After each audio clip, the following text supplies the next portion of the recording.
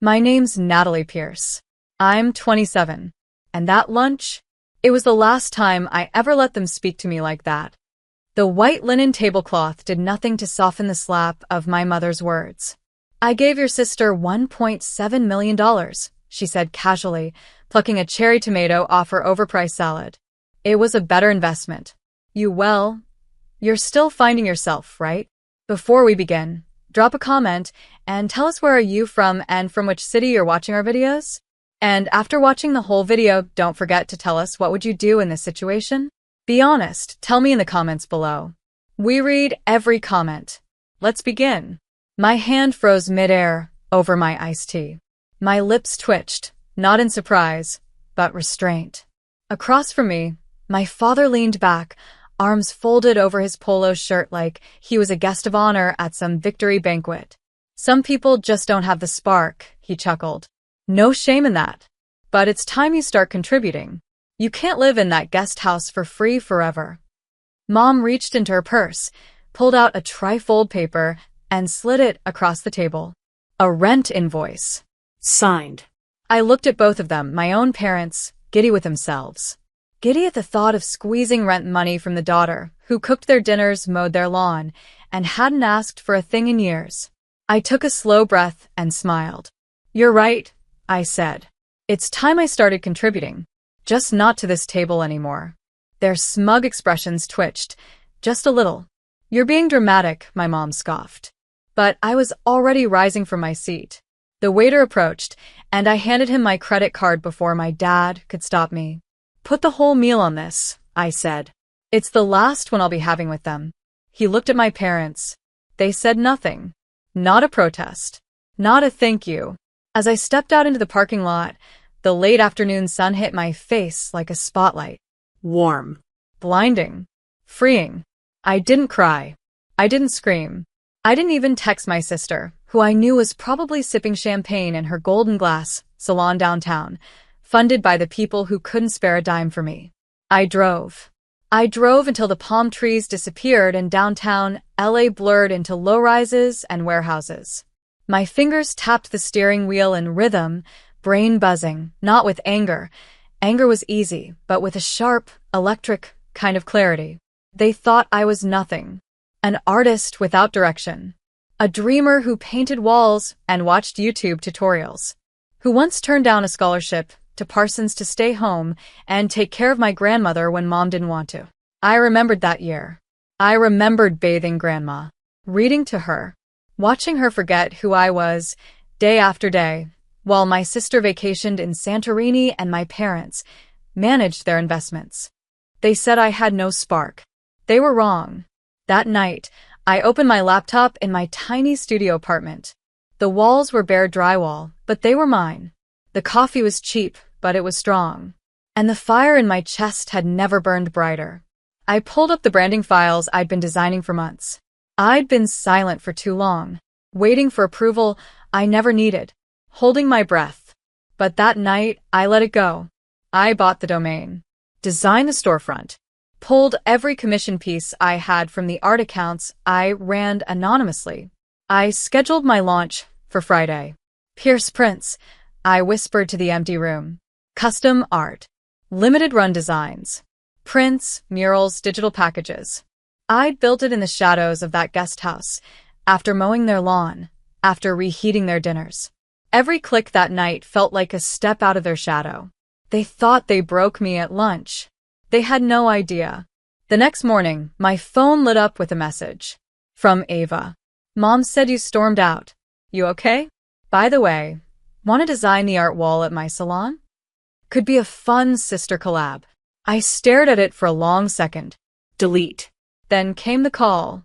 Mom's voice sharp, already rehearsed. Natalie, your father and I want you to know we didn't mean to hurt your feelings. But you really should consider moving out soon. You're an adult. I let her talk. Let her fill the silence with half-hearted excuses. Then I said, I'm launching something this Friday. You should watch closely. You'll want to remember what I looked like before I made it. Click. Friday came like a thunderclap.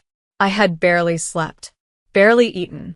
My hands were shaking when I hit publish on the site. I designed every image, coded the interface from scratch. I'd even used my last $300 to promote on 3 local platforms, targeting art collectors, design agencies, and home decorators. The orders started coming in. Then more. By 5 p.m., my phone wouldn't stop buzzing. My prints were shared by a mid-tier interior influencer. Then a popular Twitch streamer bought my Grit and Glow mural set for his streaming wall and tagged me. By midnight, I'd sold out 3 collections. I was booked for 5 private commissions. And my digital storefront had over 80,000 hits. That weekend, I made more than I had in the last 4 months combined. By Monday, I had to hire 2 freelance assistants. By Thursday, I was signing a rental lease for my first studio loft in downtown LA. I was no longer the other daughter.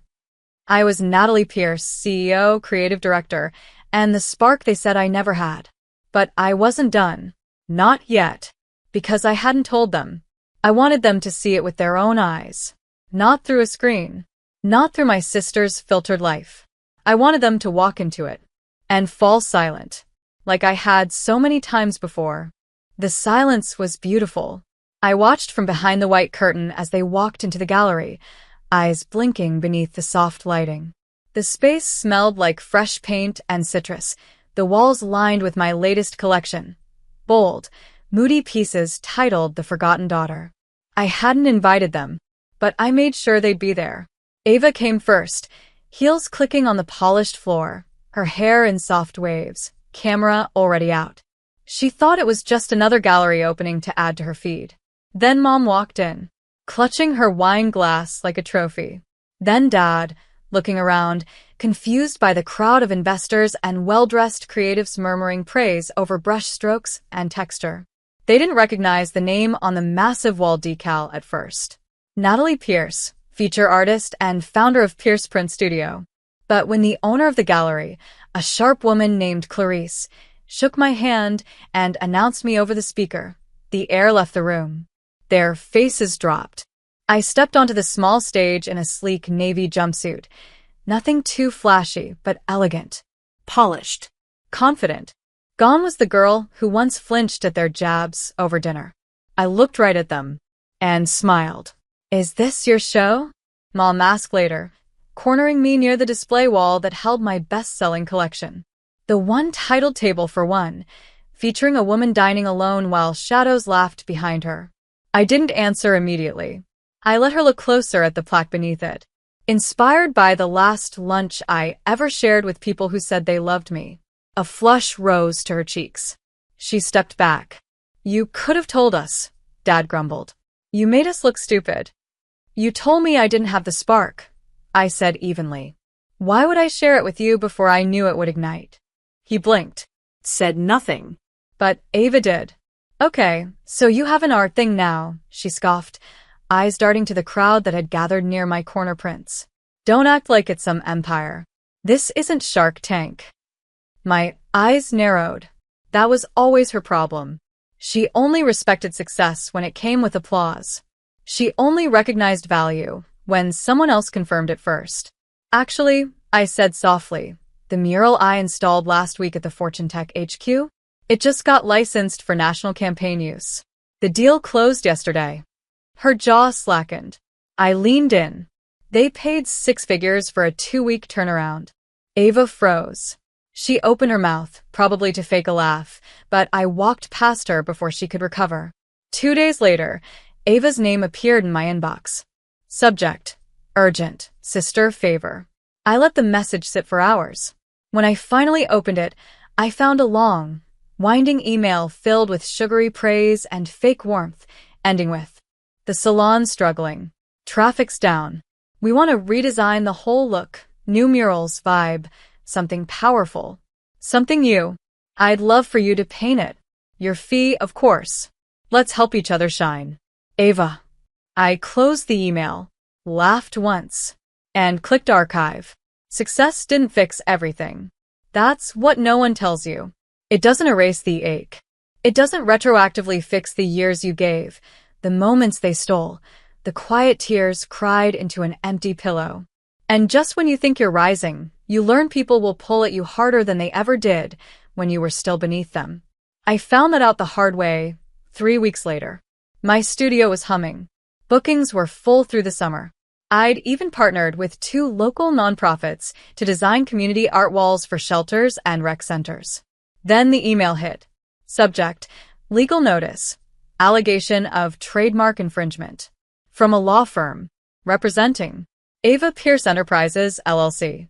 Apparently, she had preemptively registered Pierce Prints as a lifestyle salon and beauty goods brand the same week I launched. And now she was alleging brand confusion. She was trying to steal my name. I stared at the screen, heart thudding like a war drum.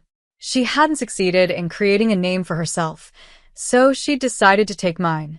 I met with my lawyer that same day. Legally, he said, adjusting his glasses, it's a gray zone. You built this business under the Pierce Prints name. You've sold thousands of pieces. You have a digital trail, dated timestamps, client lists. But she filed the name under a different business category first. But she's the one trying to branch into my field, I argued. Art. Murals. Home design. Exactly. Well, fight it. He leaned forward, lowering his voice. But this will get ugly, Natalie. I nodded. I was ready for ugly. They'd called me the weak link. They forgot what happens when a chain finally snaps. Ava's next move was predictable and pathetic. She launched a limited salon product line called Pierce Prints, essential oils, wall diffusers, some Pinterest-looking wall art. She hosted an influencer event with pastel balloons and fake smiles and posted it everywhere with a caption. Family means building together. Like I was part of it. Like she hadn't just stabbed me in the back and twisted the blade. But she made one mistake. She thought my silence was weakness. She didn't realize silence was just my wind-up. The revenge wasn't loud. It was deliberate.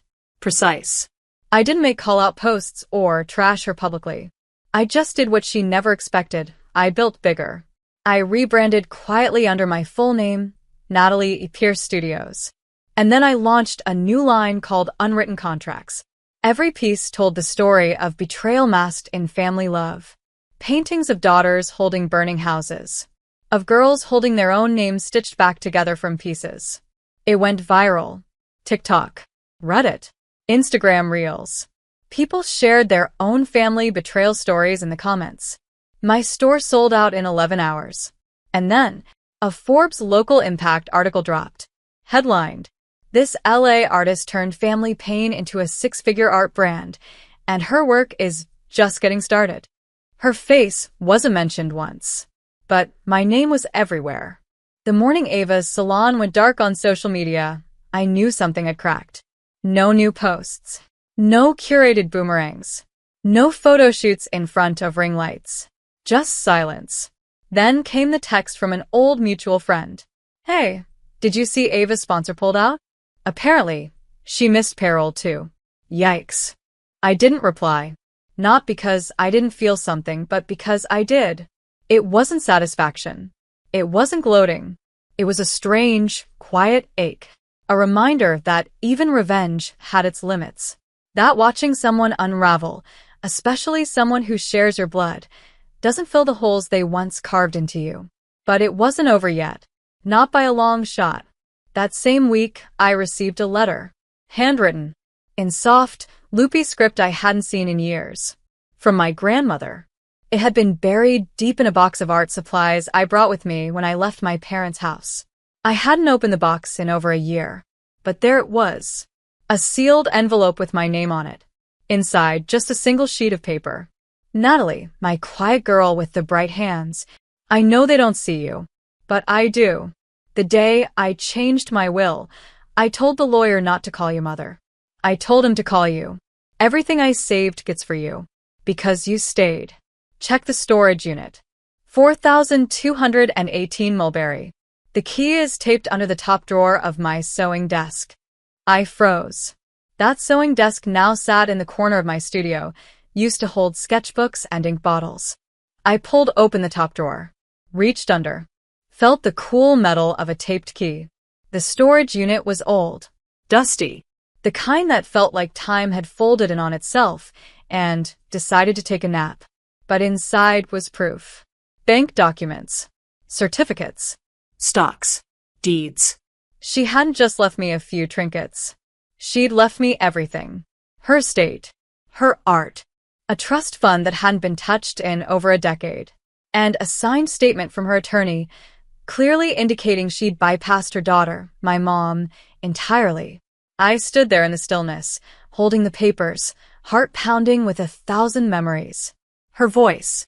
Her wrinkled hands guiding mine over sketch pads. Her words. You have the kind of fire that doesn't shout. It just burns longer. They'd lied to me for years. Told me she left nothing. That she had forgotten everything before she passed. But they knew. They hid it. They stole it. That night, I didn't sleep.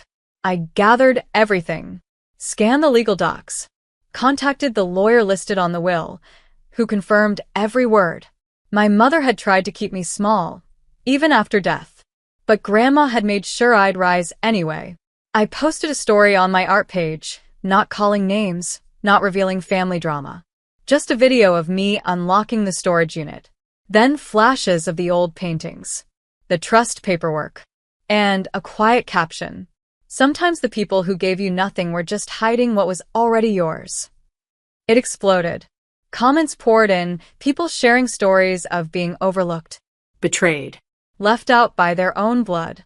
They didn't know it was about my mom. But she did. And she called me the next morning.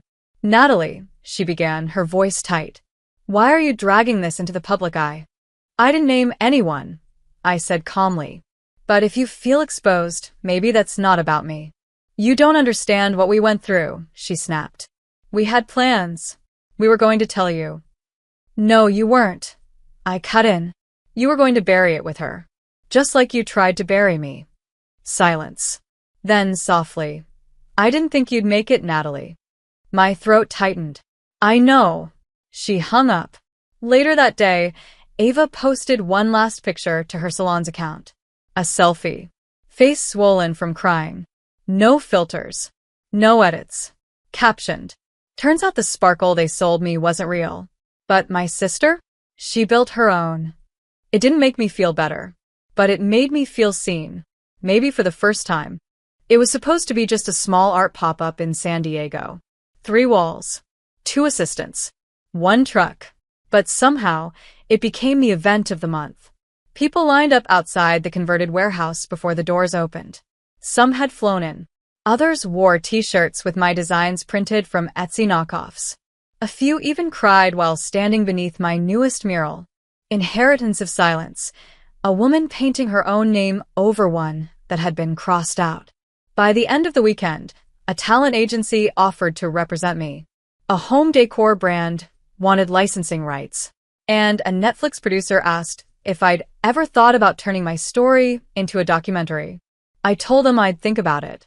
But deep down, I knew something else had shifted.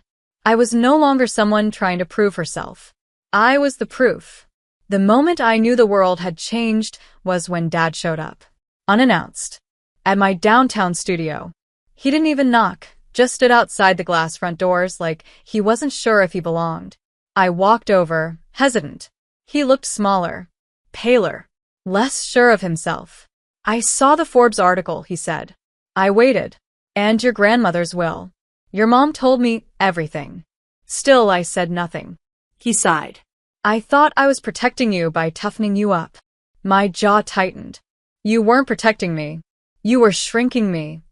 He didn't argue. Didn't defend himself. He just looked at the walls around us, at the murals, the sketches, the inspiration boards. She'd be proud of you, he said softly. Your grandmother. That hit harder than I expected. She already was, I replied. He nodded. Then something unexpected. He reached into his jacket and pulled out a box. A wooden one. I found this after she passed. Your mom never let me give it to you. Inside was a necklace. Simple. A gold pendant shaped like a paintbrush, small enough to be missed, heavy enough to matter. She bought it for you after you got into Parsons, he said. Said she'd give it to you on your first gallery show. I stared at the necklace for a long time. I didn't say thank you. But I didn't throw it away either. Days passed. Then weeks. And something strange began happening. Ava stopped posting completely. Instead, she started working. She showed up at small community events. Volunteered at mural installations. Didn't tag herself. Didn't beg for photos. Just worked. Quietly. One afternoon, she walked into my studio with paint on her jeans. "You're the reason I even picked up a brush," she said, not looking at me.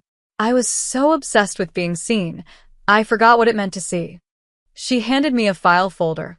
Inside was a letter of withdrawal. She dissolved the business license under Pierce Prince. "Your name was never mine to take," she said and walked out. For the first time in years, I felt still. No noise. No proving. No chasing. Just presence. I poured myself into my biggest project yet, a gallery show titled The Blood That Didn't Bind. The pieces were raw, jagged, honest. Art about family and wounds and reclaiming identity. I invited Ava. And my father. But not my mother. That boundary stayed. She sent a bouquet anyway. I didn't send one back. On opening night, a girl approached me. Couldn't have been older than 19. She pointed to a canvas of a woman walking away from a burning table set for Thanksgiving. "I showed this to my mom," she whispered, "and told her I wasn't coming home this year." I blinked. She smiled. That painting gave me permission to stop shrinking too. In that moment, I realized the revenge was never the gallery, the money, the article, or the rebrand. It was freedom. Freedom from being small. From needing their approval. From explaining myself over and over to people who never really listened. And that was worth more than $1.7 million. 6 months passed. 6 months of creation, clarity, and silence. Not the painful kind. Not the one that made you wonder if you were invisible. This silence felt earned. Like peace. My brand was thriving. I had a small team now, young artists, mostly women, some queer, some from broken families. All of them brilliant. All of them overlooked at some point by someone who thought they weren't enough. Every time I walked through my studio, I saw pieces of myself mirrored in them. Their fire, their hunger, their quiet resilience. And I knew this was the spark my father said I never had. Then one morning, a call. It was Ava. Her voice was calm. Too calm. "Mom had a fall." I didn't speak. "She's okay," she added quickly. "Bruised hip. But she's asking for you." My throat closed a little. "I'm not coming to the hospital," I said. "She's at home now. She's different, Nat. I don't know how to explain it, but she's been going through all of Grandma's journals. I think she sees it now." My voice stayed level. "Some things can't be undone with a fall." "I know," Ava said softly. "But maybe they can be seen." 3 days later, I drove up to the house I once called home. Not to stay. Not to be welcomed back. But to reclaim the last thing I hadn't yet. Closure. Mom sat in the garden chair where Grandma used to knit, wrapped in a blanket. Her face looked older than I remembered. Less polished, more human. "Natalie," she said. I nodded. We sat in silence for a while. No words. No rehearsed apologies. Finally, she held something out. A folder. I read her journals. "All of them," she said. "She loved you. So much." I think I was jealous. For a long time. I opened the folder. Inside were photos, me as a child, painting with Grandma. Birthday cards. Sketches I'd thought were lost. And a letter in Grandma's handwriting labeled, "For my daughter, when she's ready to know why she lost her own." I handed it back. "I don't need that answer anymore," I said. She looked stunned. "Why?" "Because I stopped waiting for you to see me. I built a life without your validation. I made peace with the fact that I was never the investment you wanted." Her eyes watered. I didn't cry. Not because I didn't feel, but because I'd already done all my grieving years ago. I stood. Before leaving, I looked around the backyard one last time. The swing set was still there, rusted, crooked, and never repaired. Just like our relationship. A month later, I made one final move. I purchased a modest building near Echo Park and turned it into a community studio. Studio Spark, for girls who'd been told they weren't enough. For young artists who needed space, supplies, and someone to believe in them. I didn't name it after myself, because this wasn't about me anymore. It was about every daughter who walked away from a table that never saw her worth. Every woman who rebuilt herself from dust and doubt.